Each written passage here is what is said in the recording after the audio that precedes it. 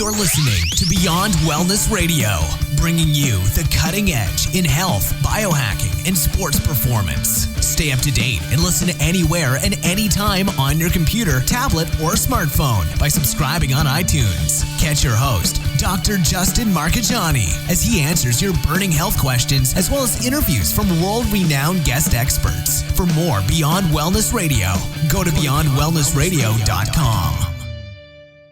Hey there, it's Dr. Justin Marchegiani. Welcome to Beyond Wellness Radio. Feel free and head over to beyondwellnessradio.com where you can access our full podcast transcriptions. While you're there, you can also sign up for our thyroid and female hormone video series. This series goes into the root cause of why your hormones are out of balance. While you're there, you can also schedule a functional medicine consult with Dr. Justin, myself, where we'll dig deeper into the root cause of your health challenges. Feel free and think of sharing this podcast with at least one person. This podcast grows by people sharing it. Sharing is caring. If you can think of one person that can benefit from this information, please feel free and share it. If you're enjoying the podcast, make sure you subscribe on iTunes. You can also click below the video or podcast where you'll see the iTunes review button and leave us a review. You can also sign up for the newsletter at beyondwellnessradio.com where you'll get updates before anyone else. Thank you so much and enjoy the show. Dr. J, hello, welcome. Evan, it's great to be here. How's your day going? Hey, it's great, man. It's Friday. I think our house is going to blow down. We're having extreme winds due to the temperature warming up, but besides that, everything's peachy. That's great. I'm in an exceptionally good mood this Friday. It's middle of February. And it's gorgeous here in Austin, Texas. How is it with you over in Louisville? We're in the mid-60s, which is unseasonably warm, and I'm not complaining. Blue sky, so I'm in an equally good mood too. Love it. Hey, so yesterday I had a guy that commented on my YouTube channel, and he said, "Hey, I'm really loving the podcast with you and Dr. Justin. Can you guys do a show on workout supplements?" And this is something I don't think we've covered. Maybe I've kind of alluded to it before, but I figured this is a perfect time and opportunity for us to really geek out and talk about how the things that we talk about all the time, how those can be specifically used for workouts. And so for me, I guess a backstory before I got into the kind of space where I'm at now, I was the guy taking the pre-workouts that had the amino acids in it. That was great. The intra-workout, BCAAs and things like that. But that also had caffeine added to it. It had sucralose. It had artificial colors, just the generic bodybuilding stuff. That was like 2009 era when bodybuilding was really cool, and bodybuilding.com supplements were what everybody was taking. I'm sure you remember those days. And then that died out, and now companies are trying to promote more like paleo-inspired workout supplements, which I'm down with as long as it's not bunk. So now I've transitioned into a different supplement protocol, and I don't really take them that much for workouts, but we can at least talk about them. So what about you? I mean, what's your history in terms of your fitness? Did you used to take that type of silly stuff, and then you transitioned into not silly stuff, or tell me about it? Yeah, so when it comes to supplements pre or post workout, I was a personal trainer for many years. So I've used some of these things on, with my training clients back in the day before I was a doctor. And then today I'm kind of more on the functional medicine side, but a lot of these things we use in functional medicine practice, but I still use them myself personally with my patients to help improve workouts. So there's a lot of different things from protein powders that can be helpful with just low-hanging fruit like diet and good multivitamins and fish oils, to anti-inflammatory herbs for workouts that are more inflammatory based, where you have that really extra sore muscle tissue after the workout, to creatine and branched chain amino acids, to different things afterwards to help you recover. So there's a lot of cool things that we can do. We just want to make sure we have the foundation right, and that is sleep and diet first, because if we don't do that, we're just rearranging the deck chairs on the Titanic, if you will. Totally, yeah. So as always, we've probably talked about this before, but if you're listening to this, we're assuming that you already have the sleep dialed in, you already have the nutrition dialed in. Now you're ready to spend the extra money on some of the supplements to supplement the great things that you have in place. So you mentioned the protein. That was something that I also switched around to. I was doing just the optimum nutrition, garbage whey protein quality, I'm sure, back in the day. Now using just a different blend. Sometimes collagen protein, sometimes collagen protein, sometimes grass-fed whey. Sometimes I'm actually just getting into the beef. I know you love the beef Like protein. beef too, yeah. So I'm going to kind of switch over and integrate that as well. And then what else am I doing lately? I've done creatine, and I just I know you get the water weight. I know you get the increased strength and things while you're on it, but as soon as I come off of creatine, I feel so depleted, so it almost makes me not want to go back on it ever again. What about you? Yeah, so off the bat, a real simple thing is once the diet's there and a good multi and a good fish oil's there as kind of foundation, good protein powder can be helpful, especially if you're doing a morning workout. So a lot of people will go and they'll work out on an empty stomach. Where if you're doing maybe a 10, 15, maybe a 20-minute workout in the morning, kind of a quick circuit or Tabata or interval kind of hit type of training, that may be okay. That may be fine as long as you come back and have a good shake or eat your breakfast. That may be fine. Again, when in the morning time when you wake up, our cortisol rhythm is at its peak. So cortisol is the highest. And if we're doing a workout and our body's reaching for amino acids and nothing's in the bloodstream outside of access to our muscle tissue, guess what's going to be used up? Yeah, it's your muscle tissue. Your muscle. It happened to me. I shrunk. I mean, I'm pretty strong and I've got a good shape to me now, but I mean, I lost 20, 25 pounds over a year. Just a cortisol bomb from excess stress, man. It wasn't worth it. I know. Well, you're getting jacked up again, so that's good. I'm really Yep. happy to see that. And I got you on Skype video today, so Yeah. I can actually be a testimonial to that. Yeah. So you didn't answer the question yet. Did you have experience with creatine? Do you use it? Did you use it previously? So regarding with creatine, I have used it. There's a couple different types of creatine. There's phosphocreatine and there's crealkaline creatine. Again, creatine works by giving your muscle that extra few seconds of instantaneous fuel, which is great for like powerlifting or having a really powerful movement pattern for those first 3 to 10 seconds. And I do have experience with it, and I do find it to be very helpful. There's some research showing that it can increase growth hormone as well. It just depends on what your goal is. If you're trying to get into the gym and maximize your lift and continue to increase in weight, will it provide a little benefit, a little growth hormone boost? Yes. Do I use it every day? No. My staples are going to be, I'll start off from one, would be protein powder. I like that in the morning because I can just mix it with water and or collagen, whether it's whey protein, grass-fed whey, whether it's branched chain aminos with it, whether it's collagen or beef or pea. I'll typically choose one or two. I'll mix collagen in it, and I'll do that first thing in the morning with just water. So then I have amino acids flowing in my bloodstream. So when I work out, my body can access that, and it will grab that over the muscle because it's already there. It's low-hanging fruit, if you will. Yeah, totally. Yeah, I ran across a study the other day that was talking about crealkaline and how it's no superior benefit over the regular creatine. So I think it's the German one, the Creapure, Mm-hmm. the type of monohydrate. I get so damn thirsty while I'm on creatine that it's exhausting. I mean, you're drinking so much more water, for me at least, to stay hydrated. Even if I throw in more electrolytes and everything, it's just I'm chasing the dragon, and that's why I've kind of not taken it very often anymore. And I think everyone here should kind of look and see where they're at, assess what their goals are. If your goal, again, most people, frankly, their goal regarding health and exercise is just to look good naked. And that's Yeah. but pretty much it. We want to go a little bit deeper and be healthy and have energy, but that's it. Now, outside of that, if you're trying to perform better, whether it's in your CrossFit, at an exercise or sport, these extra performance things may be worth it for you. So we're going to go through a couple of things here, try them, see how it looks and feels, see if you get an extra benefit. And then if you do, then you just got to weigh it out. Is it worth it for you? So we got the superficial side looking good, and then we have the energy performance side and just trying to kick more butt. If you're one of these people that it makes your month by having a PR and a certain lift, these supplements may help get you there outside of all the foundational stuff we already mentioned.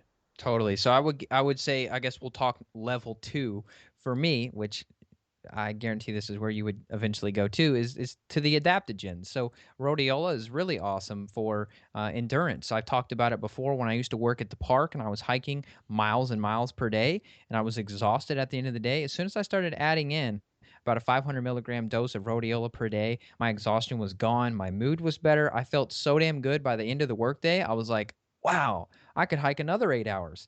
And it's really a staple. supplement for me in terms of performance. And then the mushrooms are something that I'll get to, but I wanted to see if there's any herbs that you wanted to add to the picture here. Yep, I'm a big fan of adaptogens just to help buffer cortisol, to help with mood.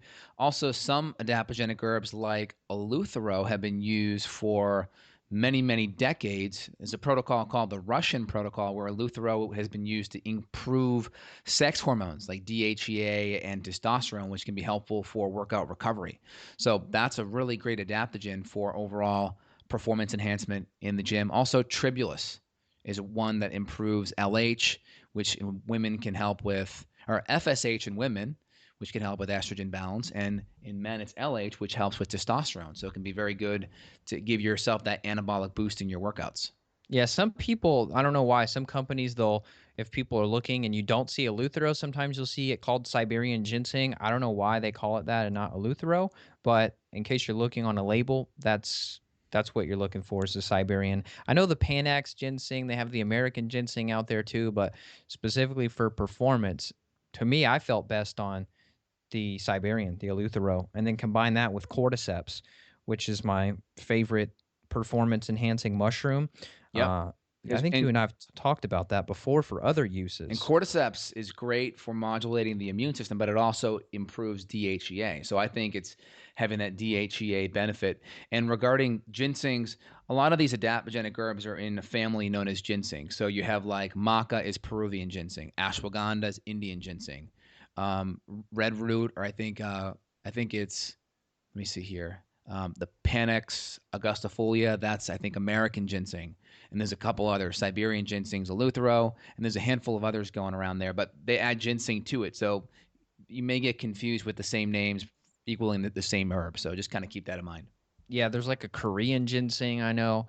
The reason that I like eleuthero is because most of the time when I read research on it, they consider it the least stimulating of ginsengs, where you're not pushing people into like anxiety, but we're still kind of giving a good adaptogenic effect behind the scenes. And so combining the Siberian ginseng with the cordyceps, with the rhodiola, I mean, that's an incredible stack just for daily life. But if you are trying to stay up on your game, because here's the thing I worry about, maybe we could digress from the supplements a little bit, is that I worry that a lot of people, well, it's not that I worry, I see it, a lot of people, they don't have a protocol in place, and so they keep working out harder and harder, and they keep wanting to get gains, but then they hit this plateau or they push themselves into adrenal issues. I know you and I have spoken about CrossFit a dozen times, and it's like you don't have to beat yourself down like that, because then you run into a bunch of other problems, and then you're taking other supplements to try to rebound your health that you screwed up in the first place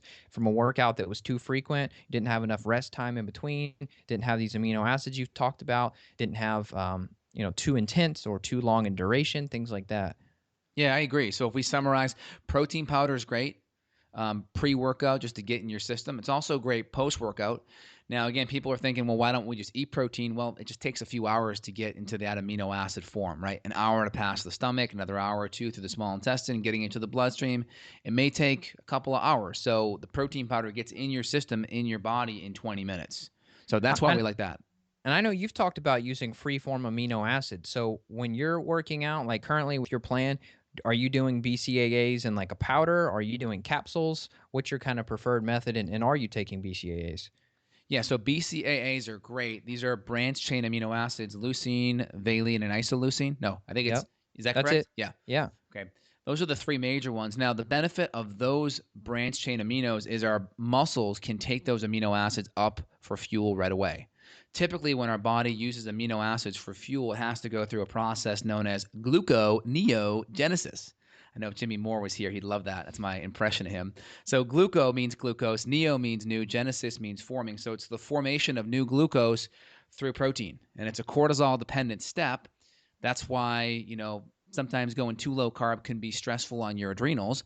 But your body takes that glucose, or takes that protein, brings it into glucose, and then uses the glucose for fuel. So it's a very roundabout way of generating energy. The branched chain aminos are great because it just, boom, it's right there. We're just using those aminos for fuel right away. It's just more direct. So it's great if you're doing more intense workouts that could be catabolic and breaking down tissue, because you can put that in, you can sip 20 grams of it. According to Charles Poliquin, is a pretty good place to be at. during the workout. You can do it 10 pre, 10 post. I'll just have a little cup with me and just sip it during. There's one that I created, BCAA Synergy, on my site, that is branched chain amino acids sweetened with stevia. The majority is sweetened with aspartame and sucralose or Splenda, which are bad.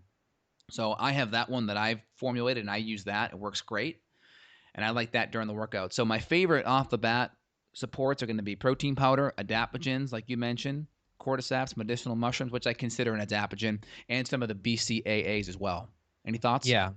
No, that's a pretty good summary. And a lot of people, they'll go towards the caffeine, they'll go towards the stimulants. You really don't need that. You don't have to be so jacked up during your workouts. Your goal is to break down the muscle tissue by using more reps and more weight than you did last time. And that's the goal, is to break down the muscle tissue. You have these little micro tears in there so that you can rebuild it. The goal is not to destroy yourself. And if you're feeling just awful after your workout, and even an hour or 2 hours after you just feel dead, you're pushing it too hard. It doesn't have to be that hard. A lot of the stuff that I do, and I maintain a 6-pack year round, and I maintain a which, I'm an ectomorph. I'm naturally skinnier anyway. Love it. So I'm able to. People are like, oh, that doesn't count. You're just skinnier. But it's strength too from the core, and I don't ever really put myself into an extreme state where I'm on the ground, exhausted. I'm covered in sweat, and I see people all the time. They take pictures of themselves on social media, like, oh, I'm so dead from my workout. It's like, I don't ever want to feel like that. That's Right. garbage. And then the 3 rules I give all my patients with adrenal issues or adrenal dysfunction, adrenal fatigue, is number 1, make sure your workout's energizing. Number 2, make sure you can emotionally repeat the workout. Like in your head, you're like, all right, 10 minutes later, can I do it again? If you're like, whoa, no way, then you're probably doing too much. You want to feel like you can kind of get your arms around, like, yeah, I could do that again. That's no problem.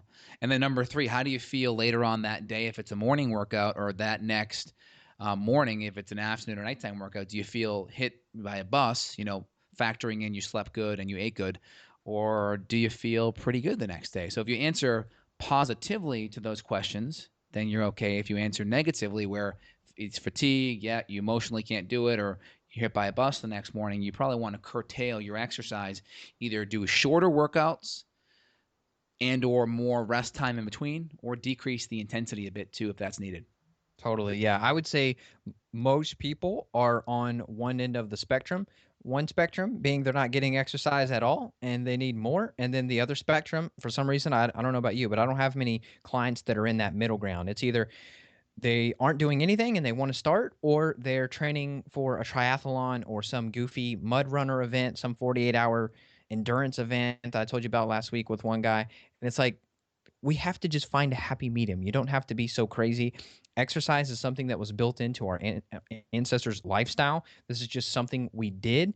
If we had our hunter-gatherer ancestors around to watch us in our CrossFit box doing X amount of intensity stuff, they would literally laugh at us, because the goal back then was to only use and expend what energy was necessary.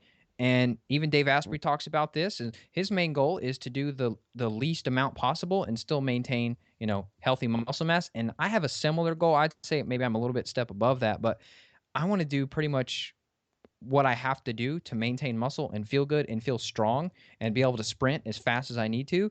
And beyond that, I don't really care. I don't really care about numbers. I don't really care about personal records. And it's not to say that I'm tooting my horn, but this is a more realistic approach to people, I think, than always carrying around like the little journal with the pen and like, oh, I went down 5 pounds in my bench this week. It's like, who cares, man? Right.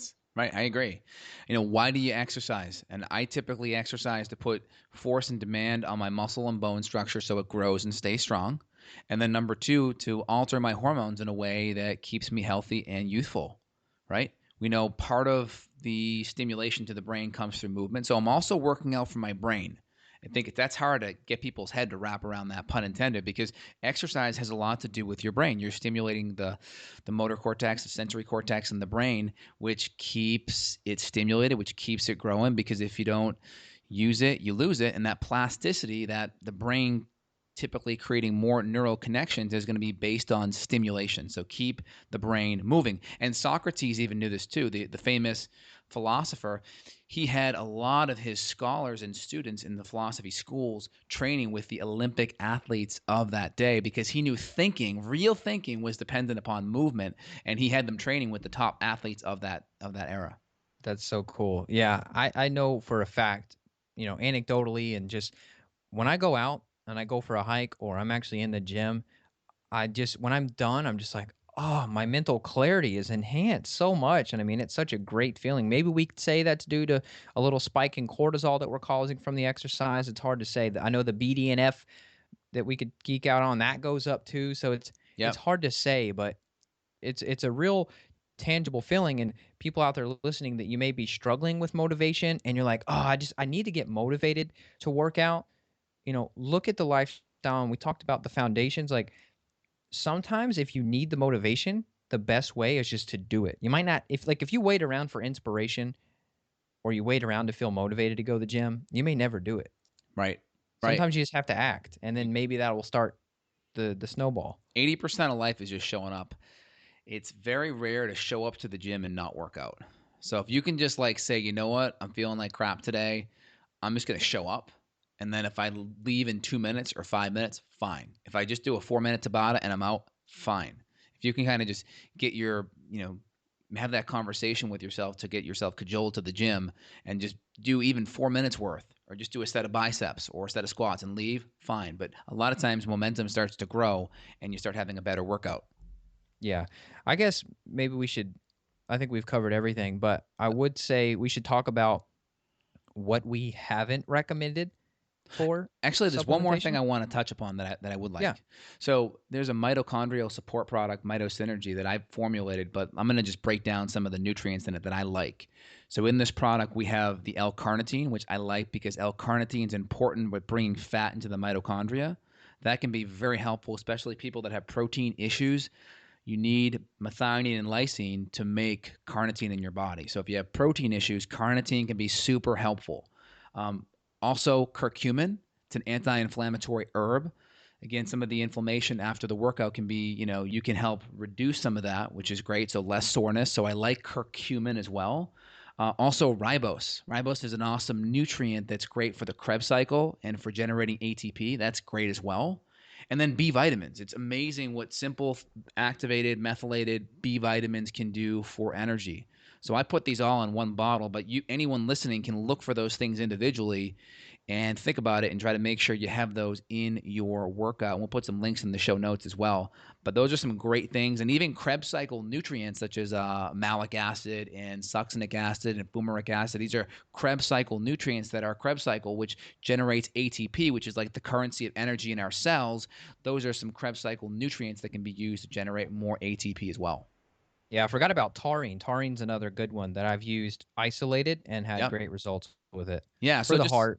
Yeah, so just to summarize that Mitosynergy product, those key ingredients you want to look for is the ribose, the carnitine, and then on that vein, CoQ10 also fits there as well. The B vitamins and the curcumin, or the anti-inflammatory turmeric, to help buffer inflammation post-workout. I like Nice. those. Anything you want to add about that? No, I think that's good. I mean, the mitochondrial support is good too. So the PQQ is helpful.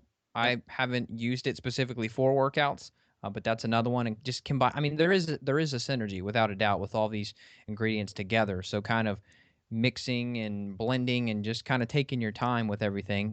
Do your research and be smart about it. But generally, adding things together really amplifies the effect. Yeah, and I'm at the place where I'm just starting to formulate things for me that I'm using myself. I know you're doing the same thing with some of the adaptogens that you're creating and some of the things that I'm doing. So we're just at the place in our health careers where we're like, all right, let's just start creating what we want for ourselves, and then we can just share it with people. And if they're interested, that's great. But we can at least break down what about the constituents are so good, so then people can apply this information to other things that are out there. So far, I think we have our good, clean protein powders and collagens.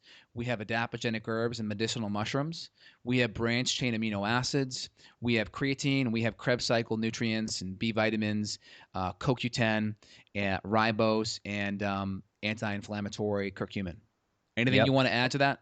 Yes, I do. One last thing, something that's been really helpful for a few of my older female clients that are avid bike riders and they're avid power lifters and things like that. They're kind of crazy go-getters. We've used the Arthro Soothe Gel from Oh, yes. Designs Yes. because it has the menthol in there. I believe it's got maybe peppermint or eucalyptus oil in there as well. Got some And enzymes too. yeah, and Boswellia too. yeah, I think Boswellia, aloe maybe even. I Mm-hmm. can't remember. Uh, but I've used that with great success, and they just kind of rub it on their joints, their elbows, their knees, whatever, from a topical perspective too. And I would consider that a good like post-workout thing. I mean, internally is huge, getting the nutrients in, but externally we can do some stuff too, and that's definitely superior than some of the creams and stuff you'll get at a generic Walgreens or something that are going to be loaded with uh, methyl parabens and all of these other preservatives and stuff that you really don't want in your body or on your skin. That's great. And also, one last little thing that can be a gem, because a lot of this is post workout timing, but getting a little bit of extra carbohydrate, maybe 30 or 40 grams, 20 to 40 grams, depending on how healthy you are, post workout can make a big difference in increasing insulin.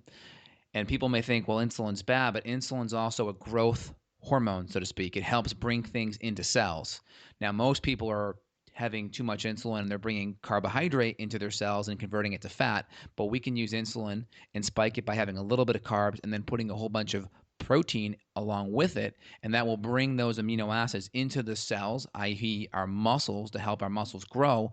But that insulin bump can also help blunt the effects of cortisol post-workout. So higher insulin can actually drop cortisol. And again, a lot of bodybuilders at a higher level use insulin from an injection standpoint, which I would not recommend because you could go hypoglycemic and go into a coma or shock. So you don't want to do that supplementally, but you can use diet to artificially boost up insulin, blunt cortisol, and shuttle more nutrients and amino acids into the muscle for repair. Yeah, so not chocolate milk, but maybe a sweet potato with some butter and cinnamon instead. Dude, that is my workout. That is my post carb meal right there. Or a little bit of plantains too. Those are good. Or some of the yuca rolls. Those can be amazing. I've never had that. Oh, they got them at Whole Foods now. If you go to like Estancia, that's in Austin, or if you go to like a big chain is Fogo de Chao, they have Yep. some of these yuca rolls, which can be really nice. Or yuca fries can be great. Yummy. Like those. Is there any other closing thoughts here, Evan? That's it. I think we wrapped it up. And, the one thing I kind of hit on earlier that I didn't complete the sentence of is just watch out for the garbage pre-workout stuff. There's a lot of these like fat Yes. burners and thermogenics and all of these stimulants and too much guarana and Yes. 400 milligrams of caffeine. You've got artificial blue colors. You've got, oh God, there's so much garbage workout supplements out there. Be smart. I mean, support the body system. You don't have to have this like super trendy sounding pre-workout thing to get you going. Support the body, use the mushrooms, use the herbs, use the vitamins, use the proteins, use the real food, use the sleep, the stress reduction, etc. And you're not going to need any of that garbage, and you're going to save your money and your health. Yeah, and I find sometimes it's good having a little bit of a supplement that can give you that little bit of boost or energy. Because sometimes for me, it's like I just need that little bit of energy kick to get me motivated. So using some, whether it's the herbs that are adaptogenic or using some of the Krebs cycle nutrients like the B vitamins or the L-carnitine or ribose, for me can give me that just a little bit of energy kick, which allows me to feel more motivated to get up and go to the gym. Yeah, I'll do matcha occasionally as well. It's kind of a Matcha. pre-workout. Yeah, where I'll get 40, maybe 50 milligrams of caffeine with a little bit of theanine in there, so I'm kind of calm and clear, and that's my pre-workout caffeine boost, if any. Great. And then what about workout timing? Do you like to do it before 6 or 7 p.m. at night? Is there a time threshold Oh for you?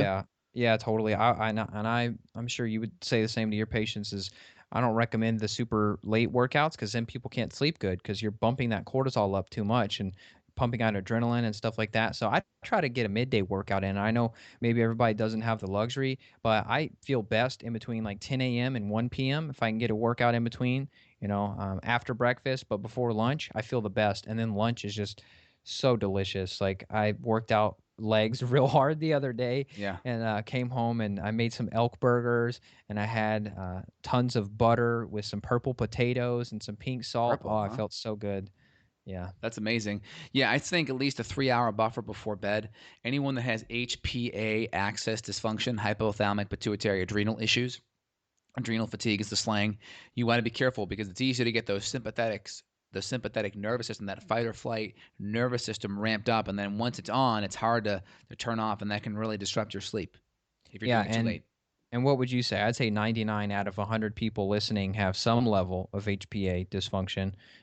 So pretty much everybody, don't work out late at night. Yeah, and if you do, well, hit up some of the adaptogens, hit up some magnesium powder, maybe some phenibut after your workout. Do some things to help calm you down and bring you down. That could be a good strategy if you do. Right. Cool, Evan. Anything else? No, that's it, man. That was fun. Anyone that listening here that enjoys the podcast, give us a review over on iTunes. Click below so get some more information and to help kind of keep sharing the word. And feel free and write to us because we've been doing podcasts on viewers' topics the last few weeks. So we want to provide everyone listening more great info. So feel free and reach out. The squeaky wheel gets the oil. Yeah. The YouTube channel is a good place too. You could check the videos out there that we have, and then there's the comments are there for a reason. So it's not that we don't have stuff that we want to talk about, but we obviously want to prioritize what you all are interested in. That's it. Awesome, Evan. You have a great Friday. Take care. Bye. Bye.